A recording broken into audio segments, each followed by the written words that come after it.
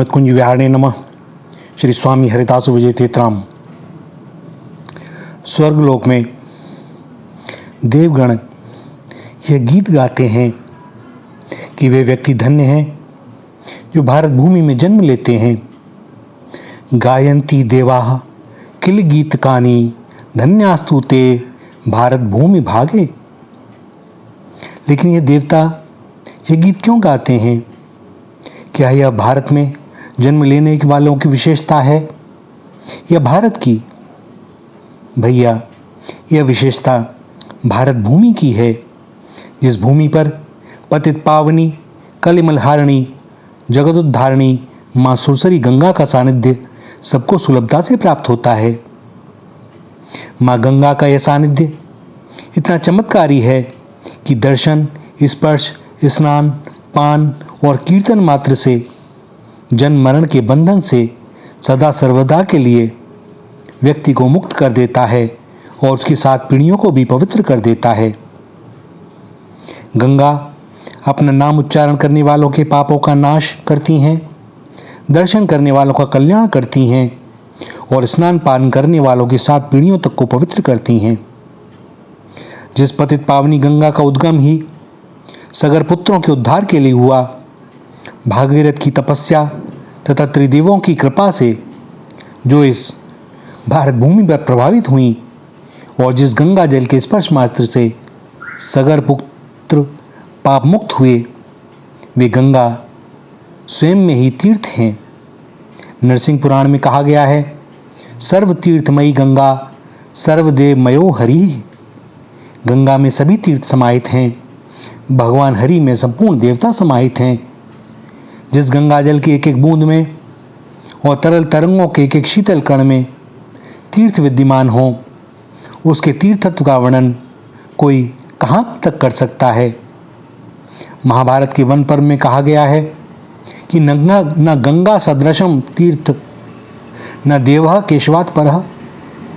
गंगा के समान कोई तीर्थ नहीं है और केशव से परे कोई देव नहीं है।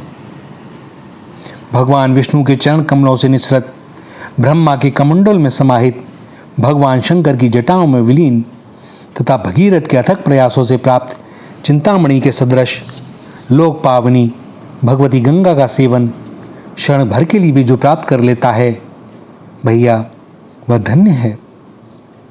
हमारे शास्त्रों में गंगा जी के प्रादुर्भाव की विभिन्न कथाएं प्राप्त होती हैं। श्रीमद् भागवत एवं अन्य पुराणों के अनुसार कथा है कि प्रहलाद के पौत्र दैत्यों के राजा बलि ने त्रिलोक पर विजय प्राप्त करने के बाद श्री शुक्राचार्य जी के आचार्यत्व में महायज्ञ का आयोजन किया। इंद्रादि देवता दैत्यों से पराभूत होकर अत्यंत त्रस्त थे। परमात्मा प्रभु भगवान विष्णु वामन रूप धारण करके यज्ञ में पधारे और बलि से 3 पग पृथ्वी की याचना की।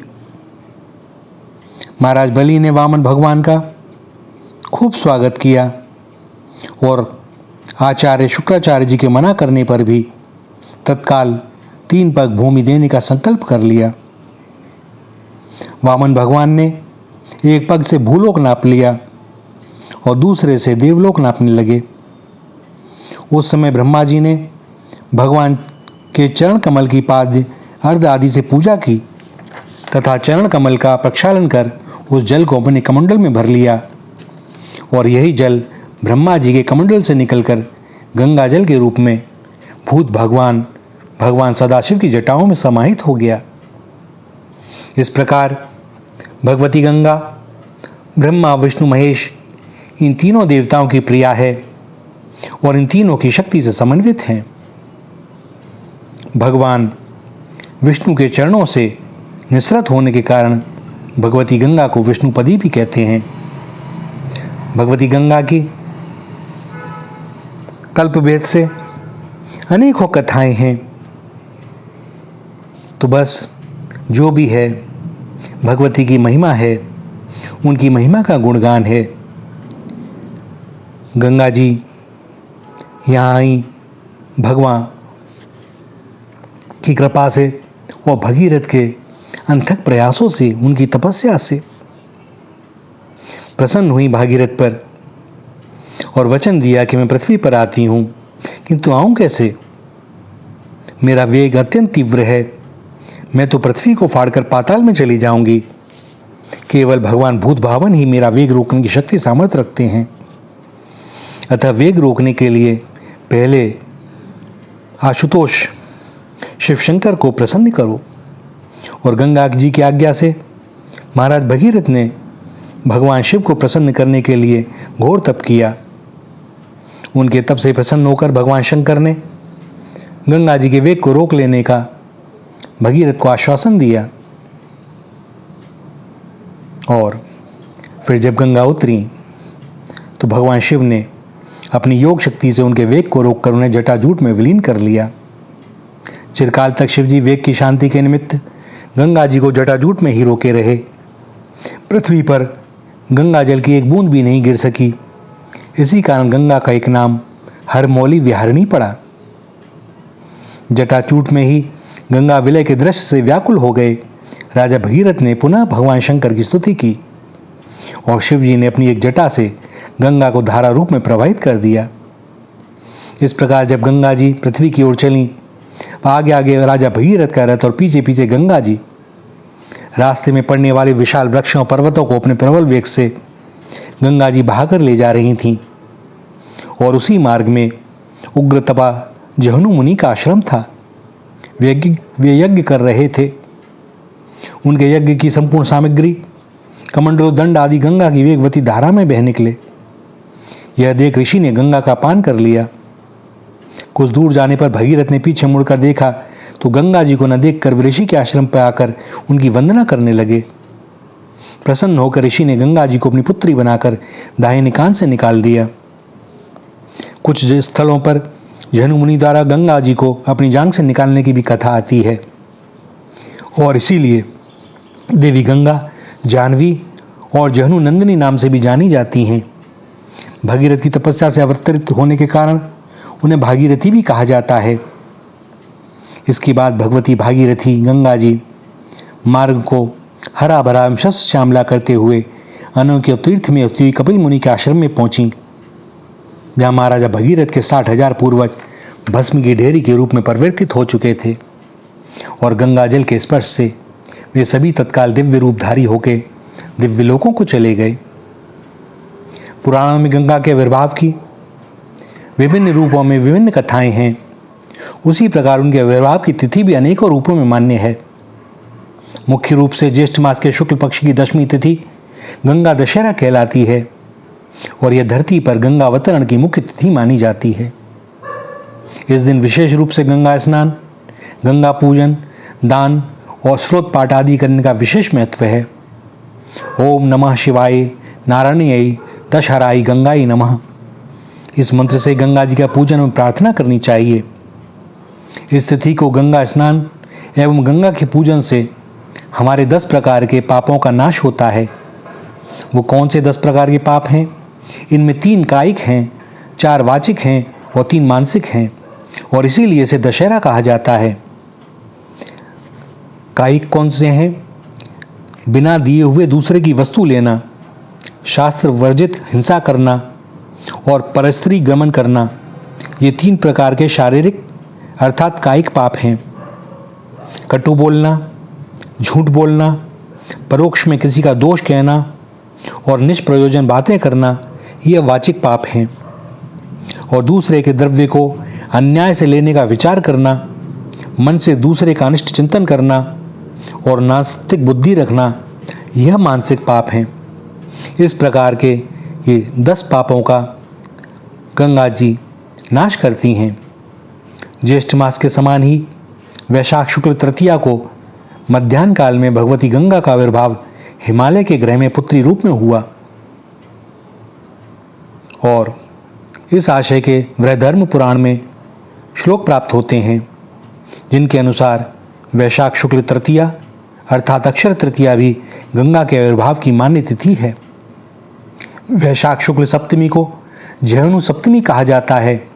इसी दिन महर्षि जोहनी की गंगा से भगवती गंगा प्रभावित हुई थी, इसलिए वे जहनुसुता या जानवी नाम से प्रसिद्ध हुई। ब्रह्म पुराण के अनुसार वैशाख शुक्ल सप्तमी को गंगा स्नान एवं गंगा पूजन का विशेष महत्व बतलाया जाता है। भैया, गंगा जल का यह विशिष्ट गुण है कि यह बासी नहीं होता। इस जल की विशेषता है कि इसे किसी पात्र में दीर्घ काल तक रखने पर भी यह विकृत नहीं होता। इस जल में रोगाणुओं को नष्ट करने की विशिष्ट क्षमता है। निरंतर इसके पान करने से और इसके स्वच्छ जल में स्नान करने से कई प्रकार के असाध्य रोग ठीक हो जाते हैं। भेषज जी ग्रंथों में गंगा जल के गुणों को उल्लेखित करते हुए इसे शीतल, सुस्वादु, स्वच्छ, अत्यंत रुचिकर, पथ्य, पकाने योग्य, पाचन शक्ति बढ़ाने वाला, सर्वपापहारी, प्यास को शांत करने वाला तथा मोहनाशक, क्षुधा एवं बुद्धिवर्धक बताया गया है। शरीर के जर्जर तथा व्याधिग्रस्त होने की स्थिति में इस जल की औषधि के रूप में भी मान्यता है। गंगा का जल औषधि स्वरूप तथा साक्षात नारायण ही वैद्य का रूप है। भव के जीवों को भवसागर से पार करने की अद्भुत शक्ति गंगा में भरी पड़ी है। तापत्रय विनाशिनी गंगा मोक्षदायिनी भी हैं। इनके दर्शन, स्पर्श, पान, नामोच्चारण और स्मरण मात्र से ही प्राणी सर्व पापों से तत्काल मुक्त हो जाता है। दैहिक, दैविक और भौतिक ताप तत्क्षण उपशम को प्राप्त हो जाते हैं। दुराचार, असत्य भाषण, अभक्ष भक्षण, अस्पृश्य स्पर्श से होने वाले तथा ज्ञात अवस्था में किए गए समस्त पातक भी गंगा स्नान मात्र से तत्काल नष्ट हो जाते हैं। हमारे शास्त्रों में गंगा सेवन की विधि का भी वर्णन है। जो शास्त्रों की विधि से गंगा सेवन करता है उसे सारे लाभ मिलते हैं। जो व्यक्ति अपनी सद्गति चाहता है उसे पाप बुद्धि का आश्रय छोड़कर गंगा में अवगाहन करना चाहिए। शास्त्रों में एक सिद्धांत है कि देवो भूत्वा देवम यजेत, देवता बनकर ही देवता की पूजा करनी चाहिए। इसका तात्पर्य यह है कि आसुरी वृत्तियों से दूर और दैवी गणों से युक्त होकर जो गंगा का सेवन करता है उसे ही गंगा स्नान का, गंगा के सानिध्य का पूरा लाभ मिलता है। अपने शास्त्रों में तो यहाँ तक लिखा है कि गंगा स्नान के लिए जाते समय असत्य भाषण, पाखंड, संग, कलह, परनिंदा, लोभ, गर्व, क्रोध और मत्सर आदि मनोमालिन्य का पूर्ण रूप से त्याग कर देना चाहिए। स्नान करने के समय यह भावना होनी चाहिए कि हम साक्षात नारायण के चरण कमलों से निसृत अमृतमय ब्रह्म द्रव में अवगाहन कर रहे हैं। इस प्रकार की निर्मल भावना से समृद्ध होकर संयत स्नान करने वाला व्यक्ति गंगा में देहादि को मलता नहीं है, अपने कपड़ों का जल भी गंगा में नहीं डालता है और किसी भी प्रकार के से गंगा को मलिन करने से बचता है।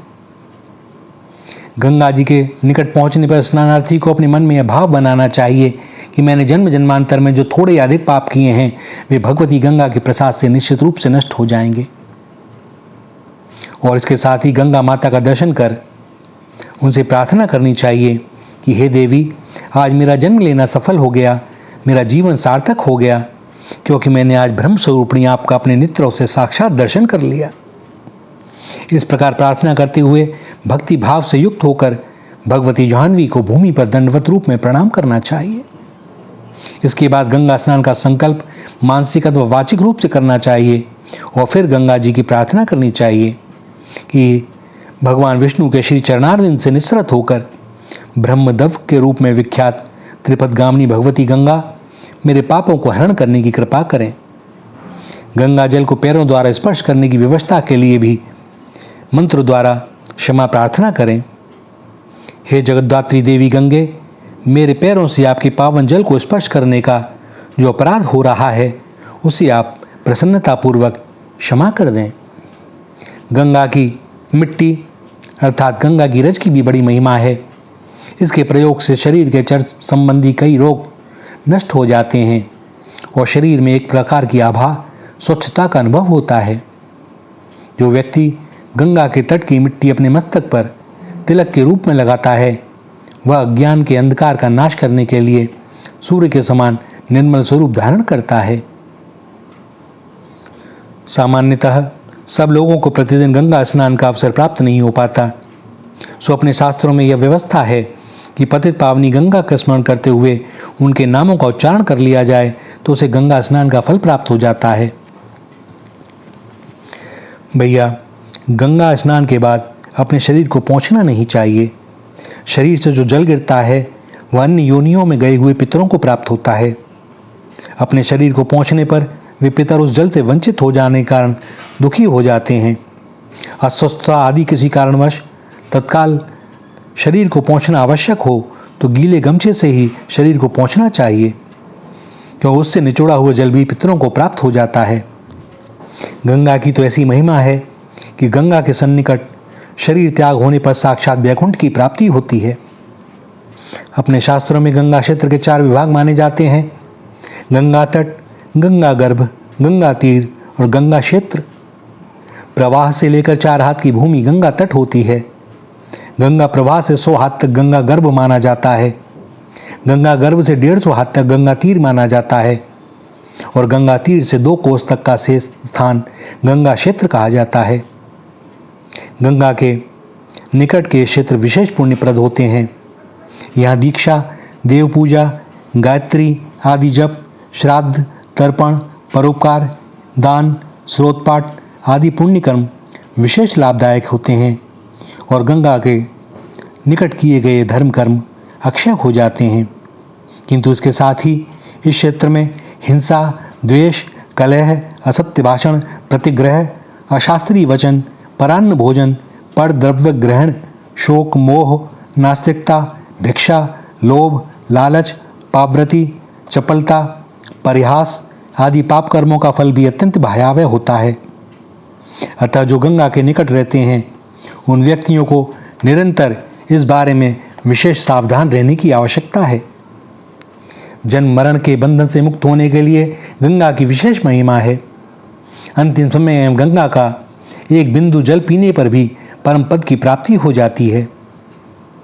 गंगा क्षेत्र में शरीर विसर्जन का भी विशेष महत्व है, परंतु यदि किसी कारणवश गंगा का सानिध्य न प्राप्त हो सके तो गंगा की इतनी महिमा है कि 100 योजन दूर से भी मृत्यु शैया पर पड़ा व्यक्ति पतित पावनी गंगा का स्मरण करते हुए गंगा का नाम उच्चारण कर ले तो वह संपूर्ण पापों से मुक्त होकर विष्णु लोक में पहुंच जाता है। भैया, गंगा के बारे में कोई क्या कहेगा, ये ऐसी पतित पावनी है, किंतु भाई विश्वास होना चाहिए कि हमने गंगा स्नान कर लिया तो बस अब पवित्र हो गए। लेकिन इसका अर्थ यह नहीं है कि हमारे पुराने पाप धुल गए, अब हम नए पाप कर सकते हैं और फिर हम कुछ दिनों बाद गंगा स्नान कर लेंगे। भैया, फिर तो वह पाप वज्रलेप हो जाएंगे, क्योंकि हम वास्तव में चाहते ही नहीं कि हम पापों से मुक्त हों और सन्मार्ग पर चलें। हम तो केवल भय के कारण अपने पूर्व पापों से मुक्त होने के लिए, अपने प्रारब्ध को मिटाने के लिए गंगा जी की महिमा का दुरुपयोग ही कर रहे हैं। संत प्रवर गोस्वामी तुलसीदास जी कहते हैं कि माँ गंगा में ही यह क्षमता है जो सबका हित करती हैं। इसीलिए गोस्वामी जी महाराज ने सबका हित करने वाली राम कथा की सुरसरी भगवती भागीरथी से ही उपमा प्रदान की। सुरसरी सम सब कहें हित होई। और अपने शास्त्रों में गंगा को विष्णु का अमृतद्रव और शिव की साक्षात तोय रूपा मूर्ति बताया गया है। गंगा को कई नामों से पुकारा जाता है। ये भगवान विष्णु के श्री चरण से निकली हैं, इसलिए विष्णु प्रदी। भागीरथ की तपस्या से उतरी हैं, इसलिए भागीरथी। जहनु की कृपा से मुक्त हुई हैं, इसलिए जाह्नवी। और पृथ्वी पर उतरी हैं, इसलिए गंगा कहलाती हैं। महाभारत के वन पर्व में कहा जाता है कि गंगा के 7 प्रकार हैं। मत्स्य पुराण, वायु पुराण में इनकी 7 धाराएं बताई गई हैं। वाल्मीकि रामायण में स्वर्ग, मृत्यु और पाताल तीनों लोकों में बहने वाली होने के कारण त्रिपथगा, और विष्णु धर्मोत्तर पुराण में त्रैलोक के व्यापिनी कहा जाता है। इस प्रकार विष्णु के चरण से निकलने, ब्रह्मा के कमंडल में रहने और शिव की जटा में प्रवाहित होने से ये गंगा त्रिपथगा हुई और इसीलिए इनका नाम सुरसरी हुआ। तो आइए आज के पावन पर्व पर भगवती गंगा का स्मरण करें, नाम लें। श्री राधा, श्री राधा, श्री राधा।